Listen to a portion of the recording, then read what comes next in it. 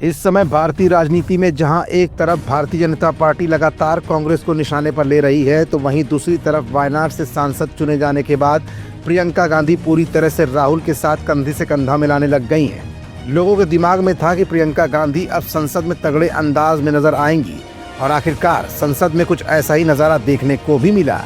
प्रियंका गांधी का प्रचार करने से लेकर जनता तक के मिलने का तरीका किसी से नहीं छिपा है। शायद यही कारण है कि प्रियंका सक्रिय राजनीति में न होते हुए भी उत्तर प्रदेश की राजनीति में कांग्रेस पार्टी के अंदर खास दखल रखती आई हैं। लेकिन घोषित तौर पर सांसद बनने के बाद प्रियंका के अंदर क्या इंदिरा गांधी की छवि उतर आई है?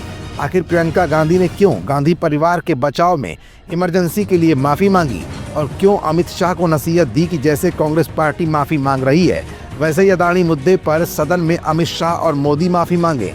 प्रियंका गांधी ने अदानी मुद्दे पर भाजपा सरकार को क्यों घेरा और क्यों प्रियंका गांधी डबल पीरियड में बैठने के बाद डबल इंजन की सरकार को सड़क से लेकर संसद तक इस समय लगातार घेरे में ले रही हैं?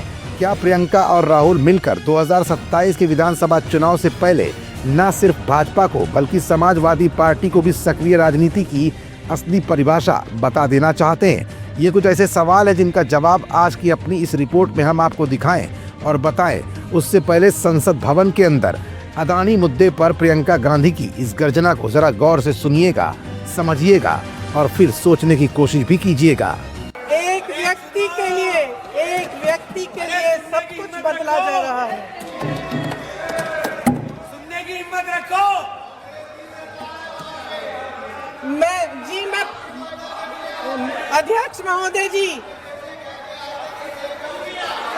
अध्यक्ष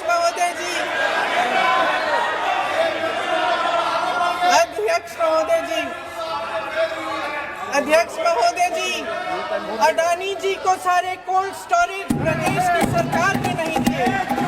अडानी जी को सारे कोल्ड स्टोरेज आपकी सरकार ने दिए हैं। देश देख रहा है कि एक व्यक्ति को बचाने के लिए 142 करोड़ देश की जनता को नकारा जा रहा है। ये वही प्रियंका है जो वायनाड से सांसद बनने के बाद चाहे संभल का मुद्दा हो, हाथरस का मामला हो या फिर बहराइच में हुए दंगा पीड़ितों के परिवार से मिलने की बात हो, सब में अपने आप को सक्रिय राजनीति में बेहतर आमद के साथ उपस्थिति दर्ज करा चुकी हैं। इस समय प्रियंका फुल फॉर्म में नजर आ रही हैं। सड़क से लेकर संसद तक प्रियंका ने बड़ी बेबाकी के साथ हर मुद्दे को उठाना शुरू कर दिया है। संसद के अंदर तो आलम यह हुआ कि प्रियंका ने मोदी के भाषण को डबल पीरियड जैसा बताया है। प्रियंका के तगड़े भाषण के आगे भाजपा के बड़े बड़े नेताओं की सीटी चढ़ गई। अमित शाह और मोदी बगले झांकने लगे। दरअसल कांग्रेस नेता प्रियंका गांधी वाड्रा ने प्रधानमंत्री नरेंद्र मोदी के लोकसभा में दिए गए 110 मिनट से अधिक लंबे भाषण को पूरी तरह से उबाऊ करार दिया। उन्होंने कहा ये स्कूल में गणित के डबल पीरियड में बैठने जैसा था। उन्होंने पीएम के 11 संकल्पों को खोखला बताते हुए कहा कि अगर भ्रष्टाचार के प्रति जीरो टॉलरेंस है तो भाजपा अदानी मुद्दे पर चर्चा के लिए सहमत क्यों नहीं होती।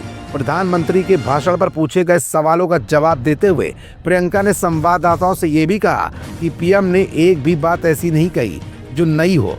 उन्होंने हमें बोर कर रख दिया। उनका भाषण मुझे कई दशक पीछे ले गया। मुझे ऐसा लगा जैसे गणित में मैं उस डबल पीरियड में बैठी हूँ जिससे लोग ऊब जाते हैं। उन्होंने कहा कि पीएम के भाषण के दौरान जेपी नड्डा भी हाथ मल रहे थे, लेकिन जैसे ही मोदी ने उनकी तरफ देखा उन्होंने ऐसा अभिनय करना शुरू कर दिया जैसे वो बड़े ध्यान से सुन रहे हों। अमित शाह ने भी सिर पर हाथ रखा हुआ था जबकि पीयूष गोयल सोने जा रहे थे। प्रियंका ने कहा कि मेरे लिए ये एक नया अनुभव था। मैंने सोचा था कि पीएम कुछ नया, कुछ अच्छा कहेंगे।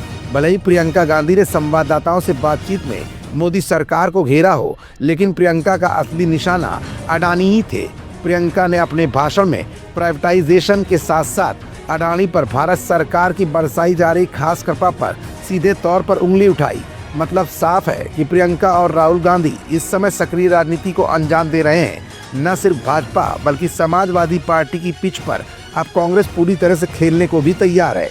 माना जा रहा है कि कांग्रेस पार्टी की बागडोर जब से राहुल और प्रियंका के हाथ में आई है तब से भाजपा सरकार में खलबली मची हुई है। अब ऐसे में जितनी बेबाकी के साथ प्रियंका ने भाजपा सरकार को घेरा है, इसका एक पॉजिटिव मैसेज भी आम जनता के बीच में खास अंदाज में जाता भी दिख रहा है।